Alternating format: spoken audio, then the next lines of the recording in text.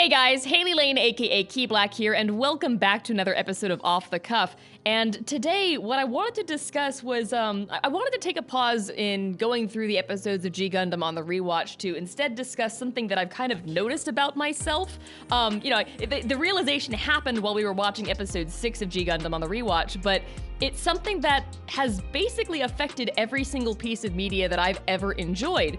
And that is the fact that I can't seem to just watch things.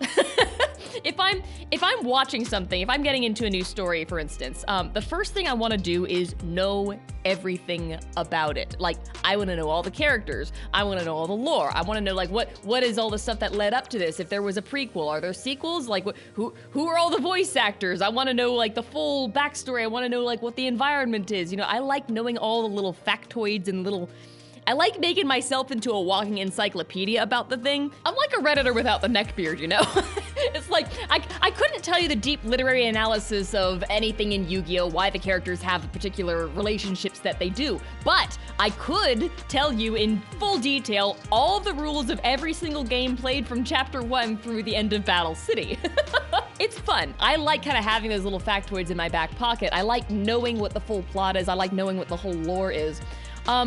But what I realized while watching G Gundam is it's something that changes the experience of watching something for the first time. It's like, obviously, going off and spoiling yourself really changes the experience. You know something way in advance. You don't get surprised by things going on. You know, obviously, yes. But I'm so in the habit of doing it, and I don't even realize I'm doing it half the time. Like, I did it with the ending of Yu-Gi-Oh!, and I decided not to finish this series because of that. I knew who Solidus and Liquid Snake were before I finished Metal Gear Solid, so that wasn't really a surprise. The whole clone gene therapy plot twist wasn't a plot twist for me. I saw it coming. I think I only escaped it with Giant Robo and Tetsujin 28 because those were series that I watched basically back to back. And there wasn't any time for me to go off into Wikipedia and look things up on the side. I tried to do it. I tried to get started on it with Giant Robo by going like, is that Dan Green? I think that's Dan Green. I was right, it's Dan Green. It's a fantastic performance from him. But, you know, I was so focused on that I was kind of missing a lot of the things that I could have experienced blind on my first watch through, just because I was so focused on like, that's Dan Green, I recognize that thing, I'm gonna focus on that thing and not pay attention to anything else that's happening in the episode.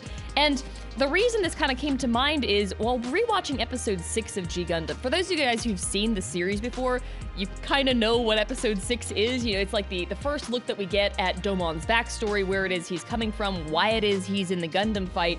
It's the first time we see Kyoji Kashu. It's also the first time we meet Alube and Rain's father. It's basically the setup for the entire story from that point on. And I'm not going to get too deep into the discussion of what that is, but it's one of those things where I realized on the rewatch, wow, this is very different. This hits way harder on the rewatch. I can only imagine how hard it must have hit while watching it for the first time completely blind, because what I had done with G Gundam, I don't think I've mentioned this before. Well, I mentioned part of this. So, you know how I mentioned that I recognized Kappei Yamaguchi's voice for Sai Saishi? Well, I went off to go confirm it. It's like, is that Kappei Yamaguchi? I think it is. I'm just gonna go check on behind the voice actor and just, you know, make sure that my instincts were right. And it was. But a little further down on the page, there's an entry about another character who I hadn't seen yet, who's voiced by a different character who I also had not met yet. And so, long before those characters even appeared on the screen, I knew everything about them. Just from like, okay, I see exactly what's going on here. I know that that character is also that character, and I know, I kind of get what the dynamic from that sort of thing happening in a show usually is, so I know what's going on here. I was basically anticipating it the entire time instead of actually watching the show, you know? And so it's one of those things where I'm probably still gonna keep doing this because I do like having the factoids, but it's a habit that I really need to break. I really need to just kind of learn to experience something completely blind first and then go look things up after the fact, because I'm realizing, as much as I like having that stuff in the back pocket, as fun as it is, I can do that anytime, but I only get one chance to experience something blind, you know? So I'm gonna kind of cap things off there, guys. Thanks so much for listening and for watching.